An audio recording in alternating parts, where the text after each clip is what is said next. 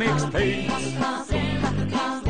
kā dzimtenes vēji, tāds iet kur zemes vēji. Mēs sadarām kopā, jo tu laivinieks talts, jo dzintara jūra, mūsu laimeite šalts.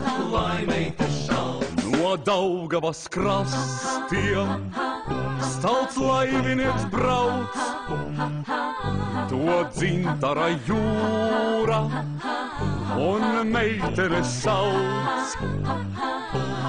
Kur zemes krastā tie tikušies bija, tur nākotnes laimei tie grēdzenes mīl.